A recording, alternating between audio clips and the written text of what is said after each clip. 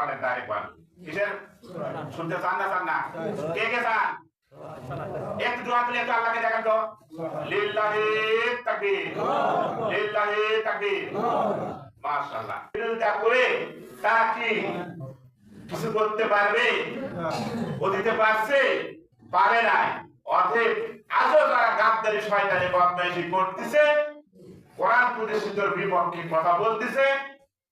আল্লাহ বললেন আমি তো মানুষের দয়া করে মায়া করে কি করলাম মানুষের জবান দিলাম কারণ এই জন্য আমি জবান দিলাম খলাকাল ইনসান আল্লাহর কোরআন এই কোরআন পড়বে কে পড়বে কে ধাও পাও হবে কে খলাকাল ইনসান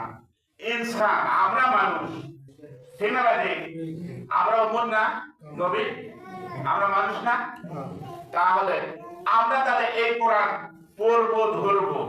কথা বলেন ঠিক না ভাই কারণ সূরা আর রহমানের অনেক কথা রয়েছে তো যাই হোক আমি এদিকে যাব না আমি যে আয়াতটুকু পাঠ করছি এখান থেকে এই যে আমি কথা বলে শেষ করে দেওয়া লাগবে কারণ সময় তো নাই সামনে কোরআনের কথা আমি যে আয়াত কয়েকটা কালিমা তেলাওয়াত করেছি এর উপরে আমি বয়ান করতে গেলে তাও আধা ঘন্টা কোন 1 ঘন্টা সময় পড়ে যাবে ম্যাক্সিমাম আর শর্টে আসবে তো আপনারা লাস্টে একবারে চলে আসতেছেন তো আসেন আল্লাহ যদি তৌফিক দান করা করে কারণ ফয়সালা কার তার উপরে এরপরে কিছু করার আছে আপনার আমার না ফয়সালা তার উপর থেকে আসবে তো যদি হয় ধারাবাহিক ভাবে কোরআনুল কারীম থেকে ধারাবাহিক ভাবে কোরআনেরই বয়ান হবে কিসের বয়ান কোরআনের বয়ান আল্লাহ পাক বলছেন ওই সূরা রহমানের মধ্যেই বলছেন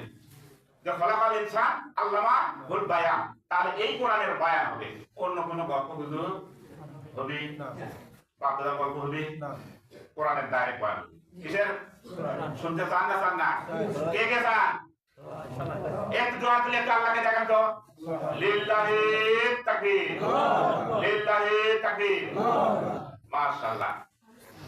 তাহলে আপনারা কোরআনের বয়ান শুনতে রাজি আছেন অবশ্যই কি বলেন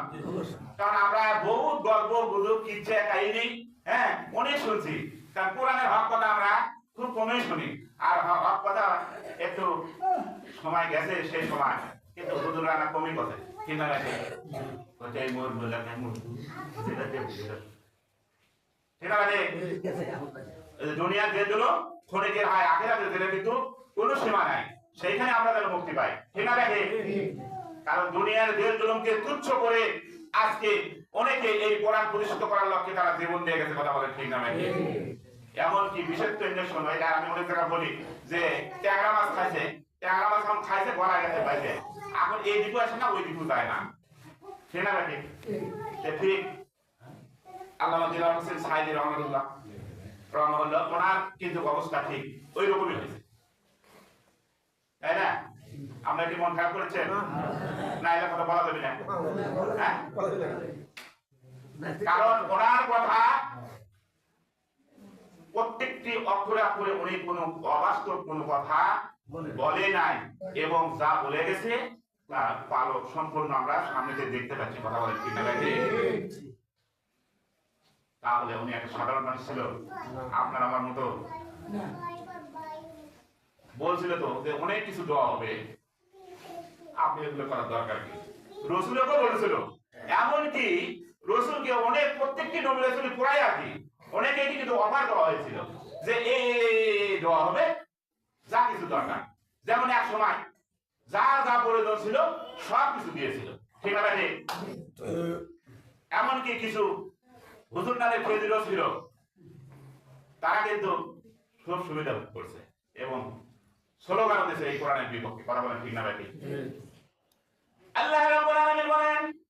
নবীজি তোমার উম্মতে মুহাম্মাদীকে জানিয়ে দাও লাস্তা আলাইহিম বিমুসাইতির তোমাকে আমি পুলিশ হিসেবে দারোগা হিসেবে প্রেরণ করি নাই নবীজি তুমি হাসি মুখে কি করো এই 6066 আয়াত 6066 আয়াতের কথা তুমি বর্ণনা তুমি দাওয়াত দিতেই থাকো কে মানবে এটা দেখার তোমার দায়িত্ব না নবীজি ওটা দেখার আমার দায়িত্ব